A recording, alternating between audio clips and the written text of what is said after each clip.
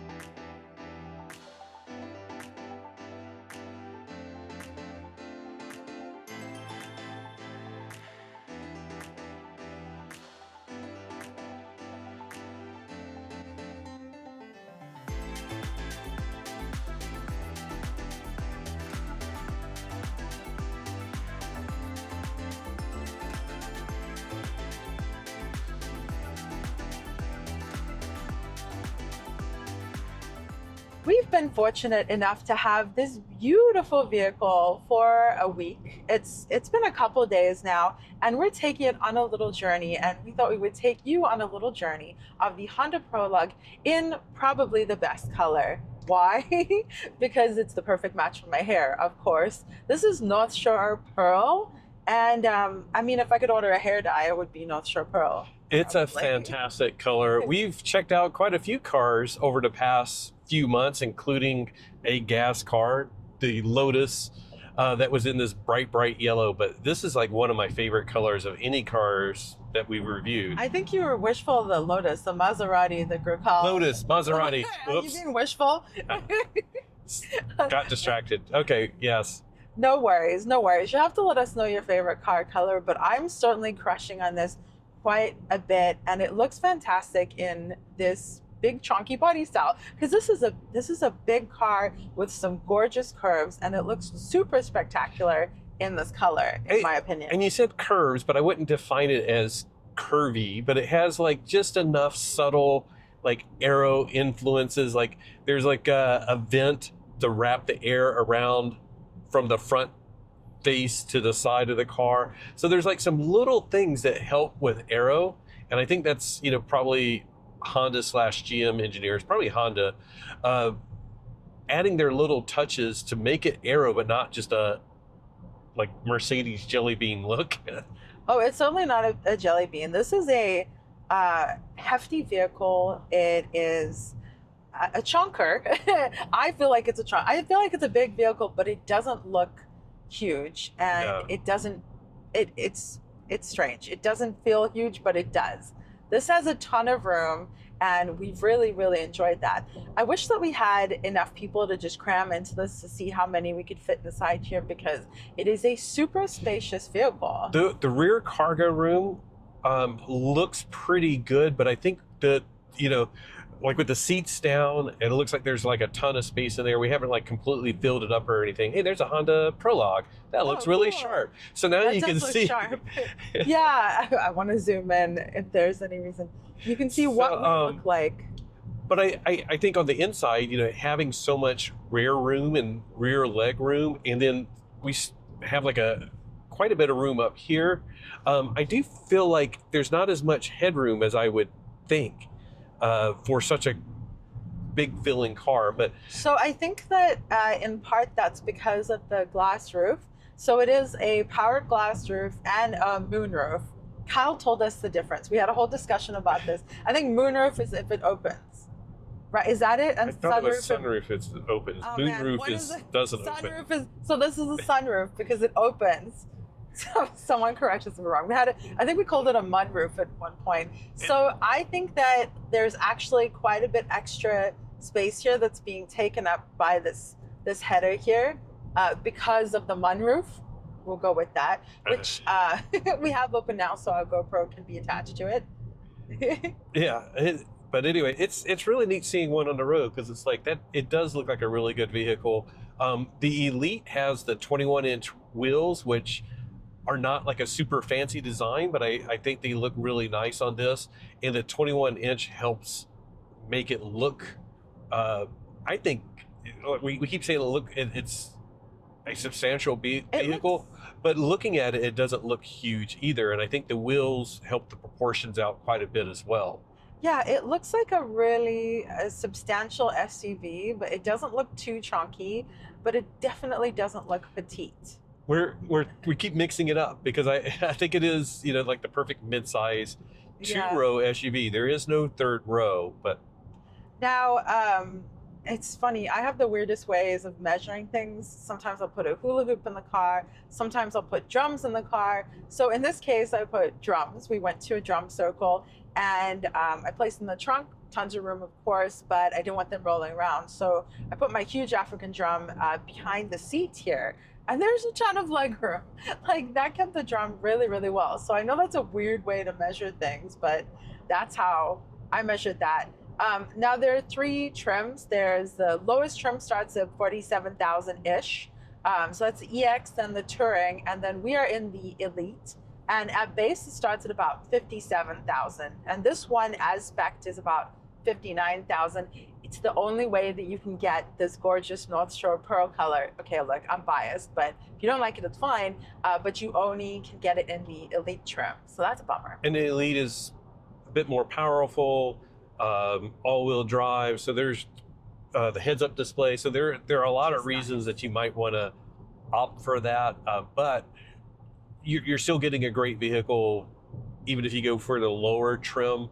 I wouldn't, of course, identify this as like a premium vehicle. It is, I say, Honda-ish, which is not a knock on Honda. I mean, it's just not a Acura. It's a Honda.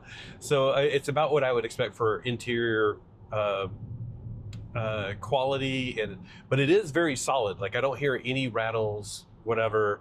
It's, you close the doors, it sounds solid. There's no squeaks or anything like that.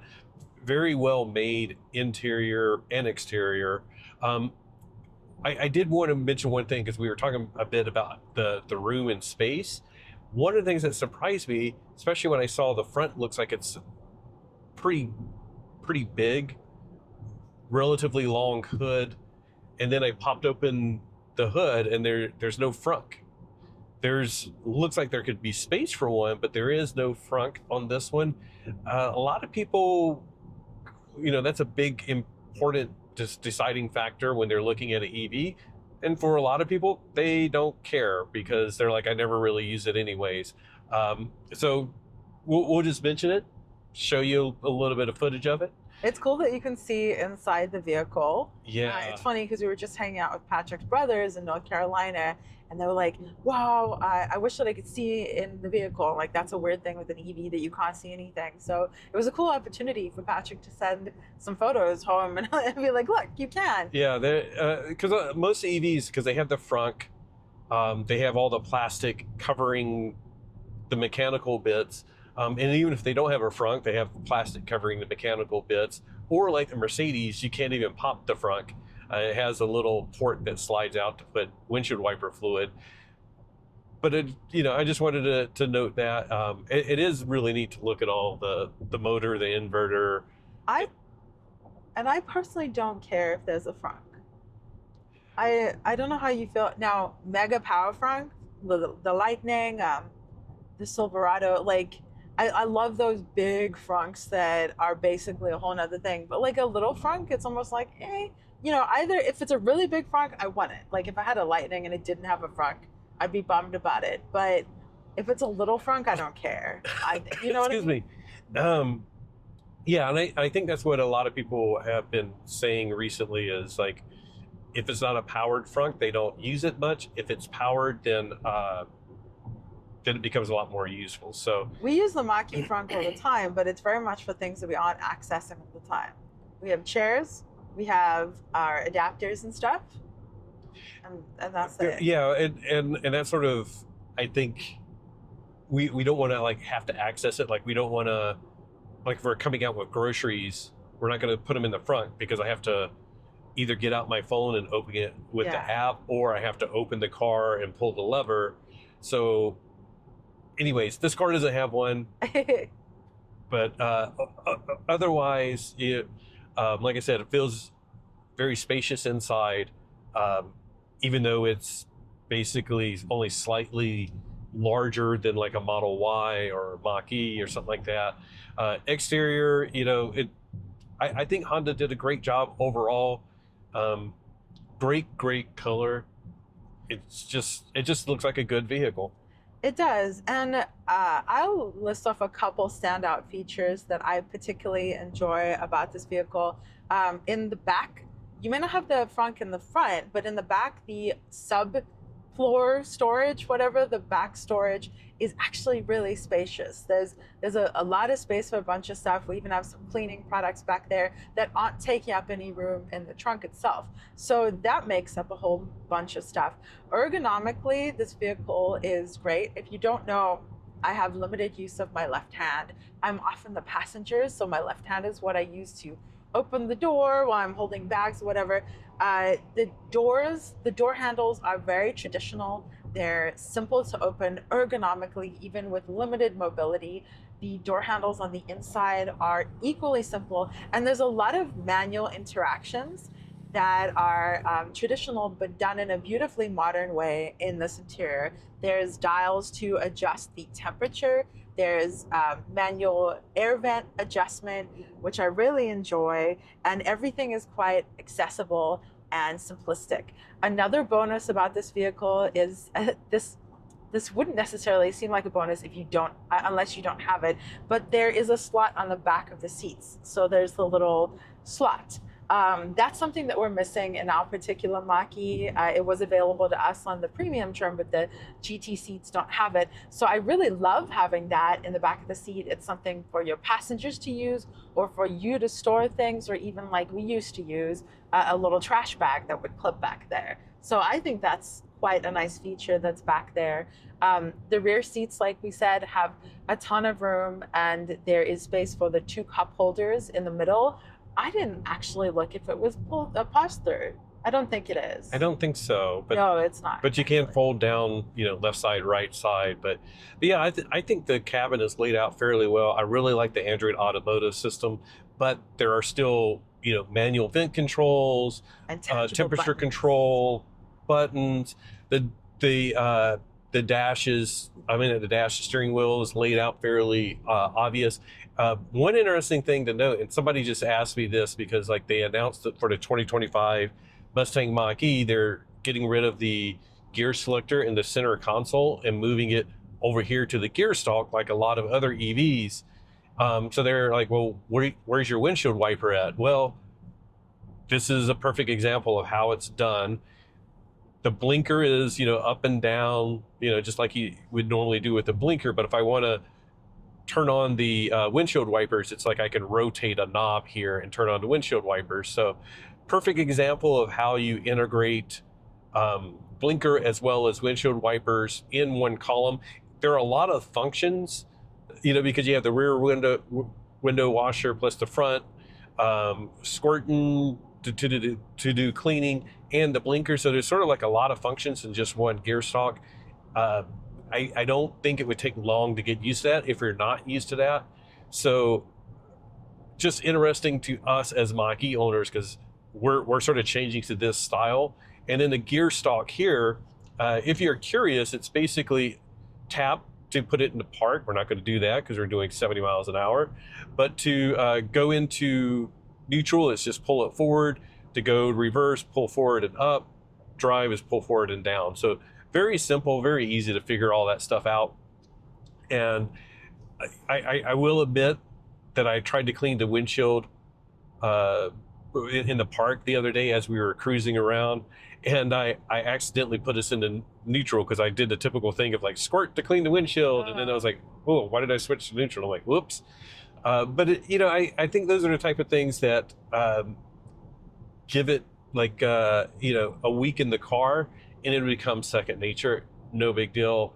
But the biggest thing is most everything is laid out very well, very easy to access. My only complaint is that sport button is down and to the left and there's other buttons there, so it's like it can be a little bit hard to like just quickly. If you're the type that's like, ooh, curvy fun road, let me hit sport, I'd have to like look down and make sure I don't hit the parking brake. And for me, this is 100% personal to me. I have limited movement in my arm. I don't even know if I could reach that. Yeah, it's not I have to like concentrate. And I can't just like these. It's very visible, and I can just glance over and see like seat warmer on or ventilated seats. This actually has ventilated seats. We haven't mentioned that, so it's very easy. This one, it's like I can't really see it, especially with my sunglasses on, because it's a little bit dark down there. Oh yeah, on my ventilated seats. Yeah, I need to do that. It's not even a hot day. 76. Oh. So, anyways, yeah, excellent layout. Very the ventilated seats. I can already feel it. Whoa, me too. Excellent. I like that. Ooh, I feel cool and refreshed. There's only one thing that we didn't like about the cabin that I can think of, and that is the drink holder thingy. They're gentle. They're gentle grippers. And I have my giant jug of water always, like various different jugs, but typically this giant one.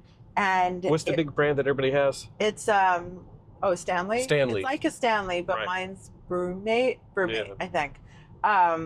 Similar to a Stanley. Maybe a Stanley would be bigger on the bottom, but my big jug fits in every other vehicle I've been in recently, but in this one, because it grips quite loosely, it wobbles a bit, which drives Patrick crazy. So I was going to show you guys, but then we'd have a wobbly drive and he might drive off the road. Yeah, it's especially in a new vehicle, it's like disconcerting to like every time I would change lanes or whatever, it'd be clunk, clunk. Yeah, and I would just sit here like that. I mean, I'm sure that you could get an insert and tighten that a little bit if you have a certain bottle that you love, which in my case, I do. But that's honestly the only thing that's bugged me about the cabin. Everything else about it, I love this big center console that we can both share. Lots of storage. Tons of storage. And storage underneath, Storage underneath, yeah. There's 2 USB-C ports. I'm not actually sure what's in here. Just storage. There's a 12 volt. Sorry. Firstly, this storage, there's like a little cup thingy, a little, what do we call this? Organizer. Tray organizer that can be moved around and placed in different places. So if you want it in a different spot, you can place it there and it clips in really nicely. You can both share this center console. There's a 12 volt in the front, but I think it's really cool. There are 2 USB-Cs and a 110 in the back. Nice. I didn't see the 110. Well, it's covered in the same way that the 12 volt is covered in the front. That's why. So you might assume. I assumed. But yeah, I think that's really, really cool. And that's a real way to prioritize the rear passengers. So if you're going on long road trips, which I think would be extremely comfortable in this, by the way, the seats do feel good. Some good side bolstering, but not crazy. But I feel like Honda has prioritized the comfort of the people in the front and the rear. So if you're on a long road trip, everyone's going to be comfortable. Driving the Honda Prologue for me is actually pretty comfortable. I really love an SUV driving style. I love being upright and over the world, and this definitely feels upright and somehow feels way bigger than I was expecting. Like, we've talked about this a couple of times. Like, it's kind of the same size as the Mach-E, right? But it feels huge. A bit bigger, yeah. And it's like you feel it when you're driving it. So that's why I've talked about it a bit. You do. So I definitely feel upright, but I feel like I'm in a really large vehicle. However, that's definitely deceptive because like I went to a cul-de-sac, did a U-turn, and it was super surprising how easily this thing turns considering what feels like this huge hefty size. It's actually not. So it's definitely, I mean, I guess we call this mid-size, right? I think more mid-size than the crossover size of the Mach-E. Yeah, and it feels large. You mentioned the cul-de-sac. The turning radius was also surprisingly good. Super surprising. Yeah, it really, I'm not actually sure. Do you know what the degree of turning radius is? I don't know how many feet it is. It doesn't feel excessive. There's something rattling down here. That's my bad. That's I think that's my sunglasses. So don't know if you noticed that brake, but the brake for me is a little touchy. Right? Wouldn't you Yeah. say? Like, so I definitely would have to learn to be a bit more gentle with my brake. Not necessarily a bad thing. Like, it's a good grippy brake there, but I definitely have to be gentle with it. Now, I'm in 2 pedal modes. You can turn it off, and there are 2 drive modes. So there's normal and sport. It says off, but it still feels like it's not coasting. That's the thing, is like the one pedal is off, but there's definitely some regen happening. So like right now I'm coasting and you can feel the car pulling itself back a little bit. Like you can feel the regen. So there's certainly some kind of, I don't know, some kind of regenerative thing happening there. Maybe 10%. Maybe 10, yeah. maybe even 2, who knows? But yeah, it's there. So other than that, though, I really enjoy this. There's a ton of visibility in the front area of the vehicle. There's a little bit reduced visibility, I think, in the rear view. And of course, we have a GoPro hanging out there. Hi. But the rest of the vehicle feels very easy to see. The mirrors are easy to see. The A-pillars, nothing's in the way. Like I feel like I can see everything. And this feels more nimble than I would expect from something that feels this big. Now, I should be clear, in case you don't know, I am a amputee on my right leg. My right leg is missing, so I drive with my left leg crossed over. So that's a super unique situation, but I like to share it with you guys in case somehow that's pertinent to you. And I do have a drop fit on my left leg. If you know what that is, then this will matter to you. So that's why I bring up the sensitivity of the brake and stuff like that, because in my situation, that's something I might notice more. Now, because I'm driving with my left leg, in the way that this is set up, the cabin is set up, I do have to turn a little bit. Thank you, cabin model. I have to twist a little bit. Some vehicles are different. Sometimes I can sit a little more facing forward, but you probably can't even tell that I'm twisted right now, but I am turned just a little bit. But the center console here is not invasive. It's certainly bigger, so my right knee is leaning against it, but it's not invasive. So all in all, it's a pretty comfy drive. However, Patrick, I would turn up that propulsion sound. That's the low speed noise. Oh, and I actually Googled this morning on turning off the sounds and couldn't find any info on actually, it's like you can't turn off the pedestrian sound. You don't want to turn that off. Oh, absolutely not. But like some of the internal sound, like in sport mode, I would just want to like disable that. Because that's even at speed. The pedestrians. And now we're at speed and right. We're a little faster. So, I'm so sorry. I should also mention there's a heads-up display, which I absolutely love. It's really, really nice. Now I'm going slower so I can hear the propulsion sound again. Not propulsion, the pedestrian sound. Pedestrian warning, yeah. But I do really, really like that heads-up display, and I really like a heads-up display in general. So to me, that feels like a definite bonus with the vehicle. How about you, Patrick? Yeah, I'm definitely liking heads-up displays even more. I used to didn't like them, and it was because it was. Now I know they were just poor quality, and you'd get a lot of reflection and glare, and they weren't that great, and they didn't do a lot. But I like when it has like turn directions and speed limit sign recognition and those type of things. So it's really nice. It's a nice way to just feel like you never have to look away from the road. You're always aware of your navigation, of your speed, which are the important things, right, while you're driving. But you never have to look away. So that's super cool. And you mentioned your driving situation. I want to go back to that just real quick, because this is why we're driving in a neighborhood. Liv can drive any and everywhere, but we generally do this when we review cars, whatever, just because it's a good way to sort of practice things and get used to a car. And because we don't have a ton of time with them, this is where we start often.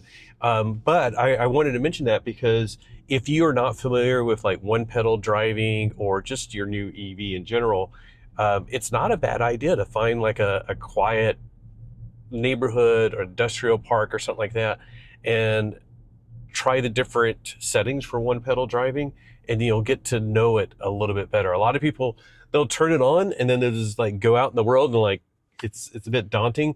if you're new to EVs, turn on one pedal, find a quiet neighborhood, and give it a try. And if you don't like it, it's okay. You don't have to one pedal just because you're in an EV. It's a huge bonus for a lot of people that you can do that in an EV. But if you don't, it's totally fine. It's not a bad experience. I'm having a great time. This is a really nice drive. And going back to that, and we'll finish up this part. But so a lot of people are like, turning off one pedal hurts your efficiency. It depends on the vehicle. So with Tesla, it could hurt your efficiency, especially in city driving, because they don't do blended brakes. So it means when you slow down, you're just wasting energy. If you turn off regen, and you can't really do it now, you can like reduce it using sort of like a hack. I don't know if you can fit.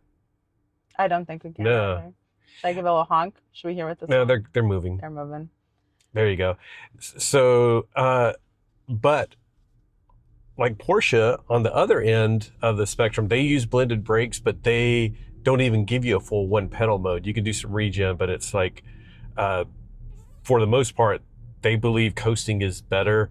So, and then like in the Mach-E, Ford has said basically there are minor differences in efficiency, but for the most part, they use a blended braking system. So the different drive modes and the different one pedal modes don't have a huge effect on efficiency. So it depends on the vehicle. I don't think it makes much difference on the Ultium platform, on the Honda Prologue.